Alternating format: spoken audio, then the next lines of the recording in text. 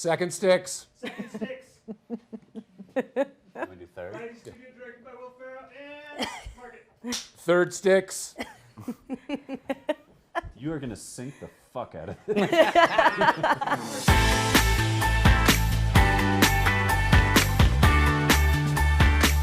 Bringing this film to Sundance where, you know, people are gonna go skiing doesn't seem like it seems like maybe a little stressful when we have this whole general idea of an avalanche, or did you feel like this was the perfect place to debut? We were really hoping that that they would invite us to be here. We thought it was a great way for the film to launch, and that's proven to be the case. We were hoping for a bigger dump of snow so there were some avalanche warnings and serious threats just to elevate the film. I did hear the sound of avalanche cannons this morning. Oh, you in did? my hotel room. So there we go. Amazing. Oh. It was comforting. Julia, 5 years it took you to make this film. Why was recreating Force Majeure something that was so important to you? Well, let's see. I was a massive fan, of course, of Force Majeure, and Ruben Östlund, who is a director, was very excited about the idea of an American adaptation. And there are fundamental aspects of the story that I thought would be really interestingly told from an American point of view, because the film is quintessentially Swedish in the most wonderful way. The essence of the movie is about a reality shifting, a reality where a lens is in front of it, the lens is taken off, and the reality is quite different after that fact. And I thought that was a really intriguing notion. Okay, guys, be honest. What is Julia like as a boss? Off the record? Yeah. This is Can she sticky. leave the room? Yeah. I can go. No, you know what? No, I can Be here for this. Be here. Good for you to hear. This is a safe space. Get ready to take There's a some term, medicine. Velvet hammer comes to mind. That's exactly. Thank you. We called her the Velvet Hammer. She was a joy. There. In Take your that. face. Take that. How does that feel to hear? It's delicious. You and Will didn't even know each other before this. So what was that initial first meeting like? Oh, I am exhausted.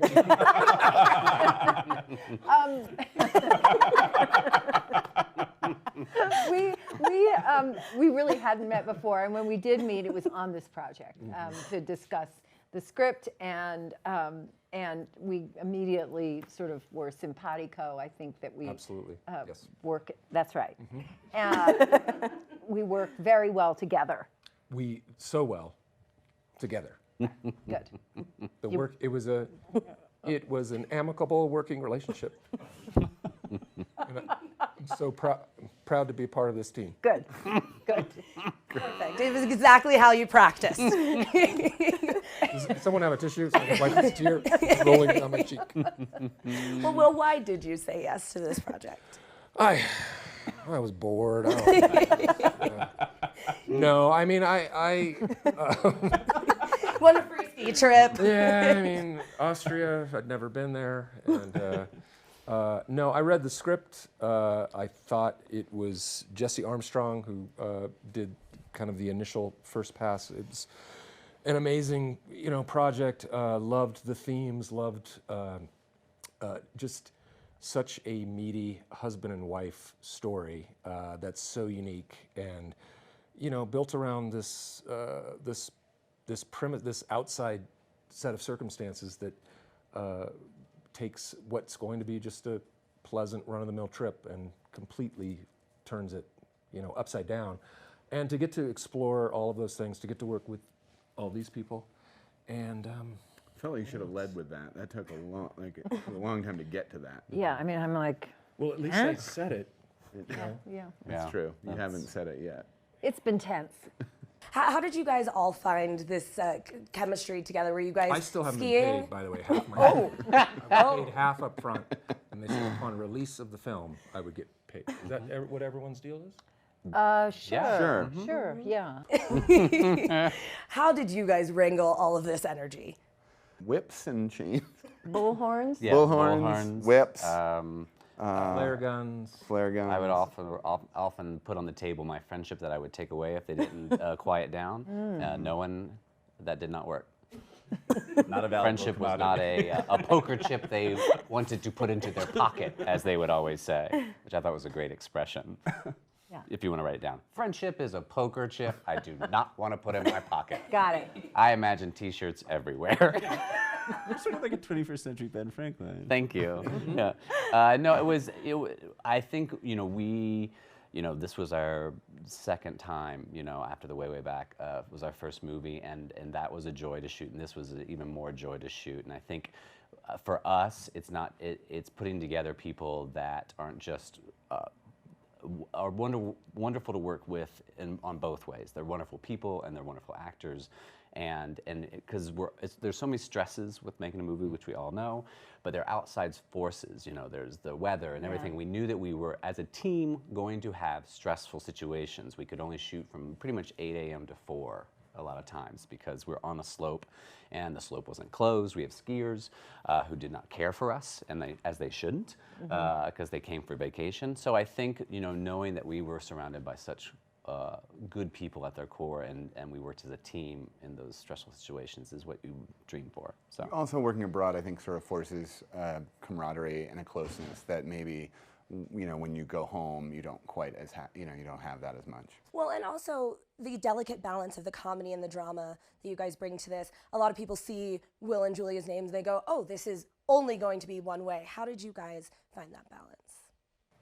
Well, that was what we were going for, was this tone that was very specific, and it really started on the page, first with Jesse Armstrong's script, and then Nat and Jim's involvement, and then they did a pass on the script, and it was very important to us to be able to sort of straddle the drama and comedy at the same time in the way that life does, and keep it authentic and earned and truthful. And that was, it was a great task, and it was something we were sort of applying all the way through the edit. Yeah. It really.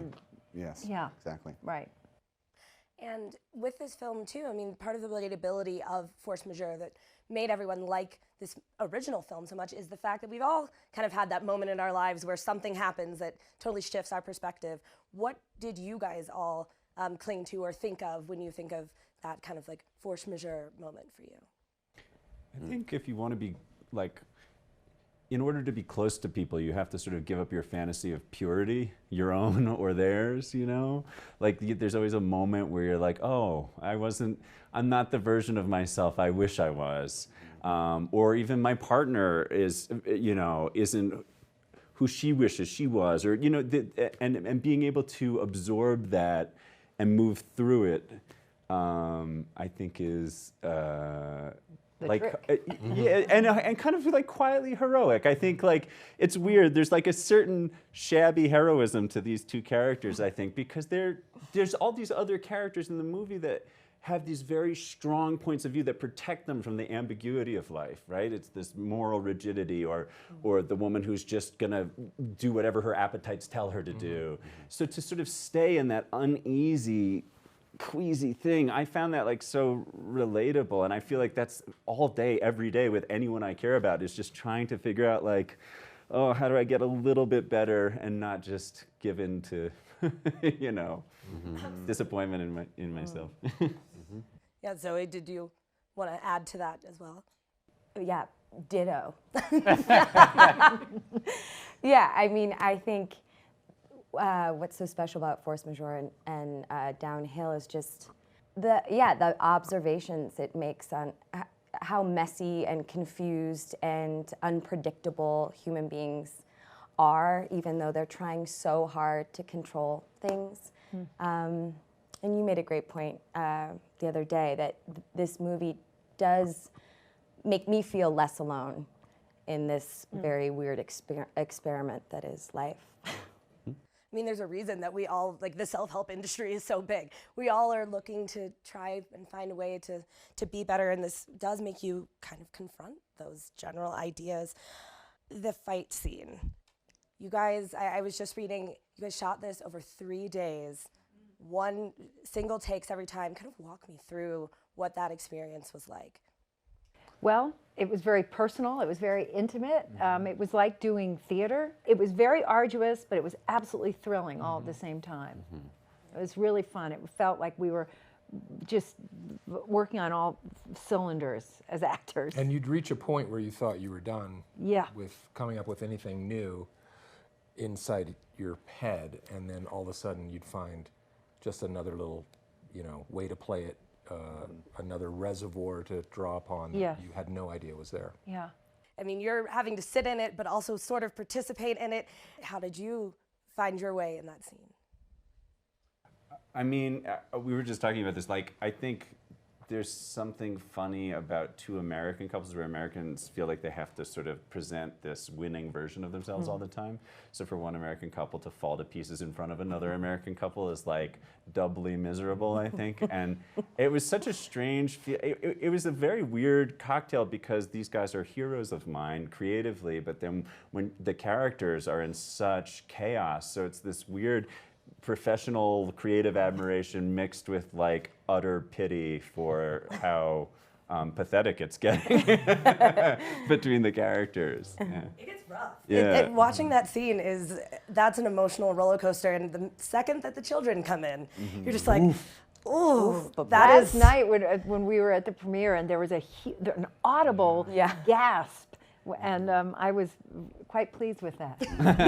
You're like, yes, we did it. Is that how you feel about this movie? Like I said earlier, 5 years to bring this to life. Obviously Ruben had signed off and he was like, great. But now that it's out there in the universe and people have seen it, are you feeling accomplished? Am I feeling accomplished? Yeah. No, I never feel accomplished, to be honest with you. But I'm glad the movie's done, and I'm proud of the picture, and I'm very happy to have had the experience. I mean, of course, I want this movie to be well received and people to be entertained by it, but the actual making of it was a gift in and of itself. We really did. It's a time I'll never forget, honestly. Yeah. What is the thing that you will always remember most about this experience with the six of you, especially? I guess having the second half of Will's salary reallocated to me. Yeah. Yes. Right. Surprise! Oh, you guys waiting?